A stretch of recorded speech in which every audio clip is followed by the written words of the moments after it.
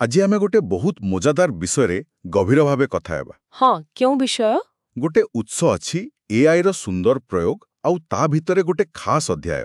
ଆଚ୍ଛା, କୋଉ ଅଧ୍ୟାୟ? ତାର ଶୀର୍ଷକ ହେଉଛି ଏଆଇକୁ ଅପନାନ୍ତୁ, ଶୀର୍ଷକ ଉଠନ୍ତୁ। ବାଃ, ବହୁତ ଆକର୍ଷଣୀୟ ନା? ହଁ ନା? ତେବେ ଏହାର ମୂଳ କଥା ହେଉଛି କେମିତି ଆମେ କୃତ୍ରିମ ବୁଦ୍ଧିମତ୍ତା ମାନେ ଏଆଇ କୁ ଚତୁର ଭାବେ ବ୍ୟବହାର କରିପାରିବା, ଯାହାଦ୍ୱାରା ଆମେ ନିଜ କାମରେ ଆହୁରି ଦକ୍ଷ ହେବା, ଅଧିକ ପ୍ରଭାବଶାଳୀ ହେବା ଆଉ ହଁ, ସୃଜନଶୀଳ ବି। ବୁଝିଲି। ତେବେ ଉତ୍ସର ମୂଳ ମନ୍ତବ୍ୟ ସେଇଆ ଯେ ଯିଏ ଏଆଇକୁ ଠିକ୍ ଭାବରେ ବ୍ୟବହାର କରିବା ଶିଖିବ, ହଁ, ସେ ବହୁତ ଜଲ୍ଦି ନିଜ କାମରେ ପୁରା ଶ୍ରେଷ୍ଠ ସ୍ତରକୁ ଯାଇପାରିବ, ମାନେ ଟପ୍ ଟ୍ୟାଲେଣ୍ଟ। ଏ ଚତୁରତାର ସହ ବ୍ୟବହାର କରିବା କଥାଟା ଟିକେ ଗୁରୁତ୍ୱପୂର୍ଣ୍ଣ ଲାଗୁଛି। କେମିତି କହୁଛି ଉତ୍ସଟି? ହଁ, ଏଥିର ମୁଖ୍ୟତଃ ତିନିଟା କଥା କୁହାଯାଇଛି। ପ୍ରଥମତଃ ଦକ୍ଷତା। ଦକ୍ଷତା ମାନେ କେମିତି? ମାନେ ଯେମିତି ଦେଖନ୍ତୁ, ଏଆଇ ଆମର ସେଇ ସବୁ କାମ କରିଦେଇପାରେ ଯୋଉଥିରେ ବହୁତ ସମୟ ଯାଏ। ଯେମିତି? ଏମିତିକି ରିପୋର୍ଟ ବନେଇବା, ଇମେଲ ଲେଖିବା, ମିଟିଂ ସେଟ୍ କରିବା କିମ୍ବା ବହୁତ ସାରା ତଥ୍ୟକୁ ଜଲ୍ଦି ବିଶ୍ଳେଷଣ କରିବା। ଆଚ୍ଛା, ତେଣୁ ଆମ ସମୟ ବଞ୍ଚିବ। ହଁ, ଆଉ ସେଇ ସମୟକୁ ଆମେ ଅଧିକ ଗୁରୁତ୍ୱପୂର୍ଣ୍ଣ କାମରେ ଲଗେଇ ପାରିବା, ଯୋଉଠି ଆମ ମଣିଷ ବୁଦ୍ଧିର ବେଶୀ ଦରକାର। ବୁଝିଲି। ମାନେ କମ୍ ସମୟରେ ବେଶୀ କାମ, କିନ୍ତୁ ଦକ୍ଷତା ସାଙ୍ଗକୁ ଆପଣ କହୁଥିଲେ ପ୍ରଭାବଶାଳୀତା ବି? ହଁ, ଦ୍ୱିତୀୟ କଥା ହେଉଛି ପ୍ରଭାବଶାଳୀତା। ଏ ଦୁଇଟା ଭିତରେ ଫରକ କ'ଣ? କେବଳ ଜଲ୍ଦି କାମ କରିଥିଲେ ତ ହେଲା? ନା, ସେମିତି ନୁହେଁ। ଦେଖନ୍ତୁ, ଦକ୍ଷତା ମାନେ କାମକୁ ଶୀଘ୍ର କରିବା, କିନ୍ତୁ ପ୍ରଭାବଶାଳୀତା ମାନେ ଠିକ୍ କାମକୁ ଠିକ୍ ଭାବରେ କରିବା। ଓହୋ, ଆଉ ଉତ୍ସାହ କହୁଛି ଏଆଇ ଏଥିରେ ବି ସାହାଯ୍ୟ କରେ। କେମିତି?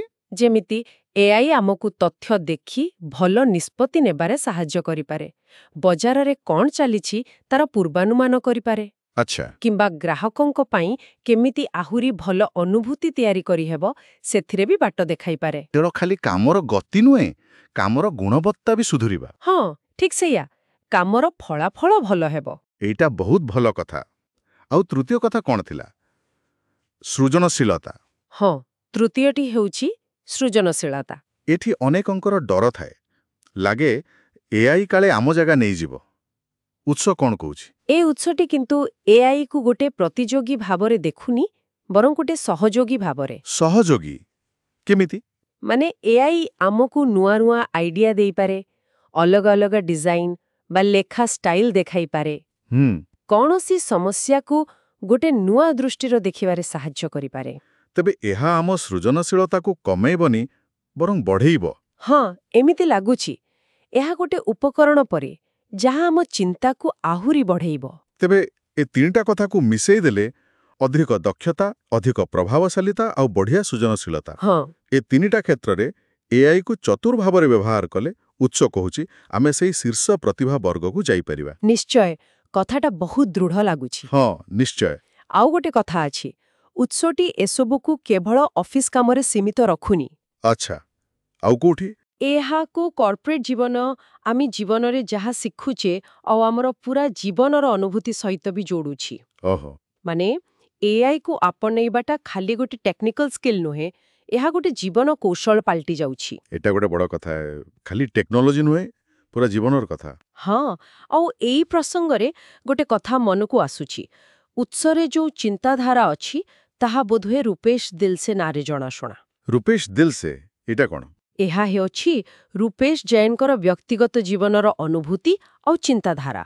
ହୃଦୟରୁ ରୂପେଶ ଆପଣ କହିପାରନ୍ତି। ଆଚ୍ଛା, ତାଙ୍କ ନିଜ ଅନୁଭୂତିରୁ ଏସବୁ କଥା ଆସିଛି। ହଁ, ଏମିତି ଲାଗୁଛି।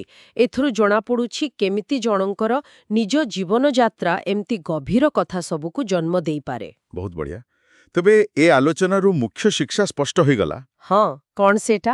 ଯେ ଦକ୍ଷତା, ପ୍ରଭାବଶାଳୀତା ଆଉ ସୃଜନଶୀଳତା ବଢ଼ାଇବାକୁ ହେଲେ ଏଆଇକୁ ଖାଲି ବ୍ୟବହାର କଲେ ହବନି, ତାକୁ ବୁଦ୍ଧିମତ୍ତାର ସହ ଆପଣେଇବାକୁ ପଡ଼ିବ। ହଁ, ଠିକ୍ ସେୟା।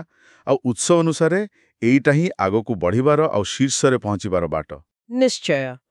ଏହା ଆମକୁ ଗୋଟେ ପ୍ରଶ୍ନ ପାଖରେ ଛାଡ଼ି ଦେଉଛି, ନୁହେଁ କି? କେଉଁ ପ୍ରଶ୍ନ? ଯଦି ଏଆଇକୁ ଏମିତି ଚତୁର ଭାବରେ ବ୍ୟବହାର କରିବା ଏତେ ଜରୁରୀ, ତେବେ ଆଜି ହିଁ ସେ ଚତୁର ବ୍ୟବହାର ଆରମ୍ଭ କରିବା ପାଇଁ ଜଣେ କେଉଁ ଛୋଟ ପଦକ୍ଷେପ ନେଇପାରିବ, ଏ ବିଷୟରେ ଭାବିବା ପାଇଁ ବହୁତ କିଛି ଅଛି।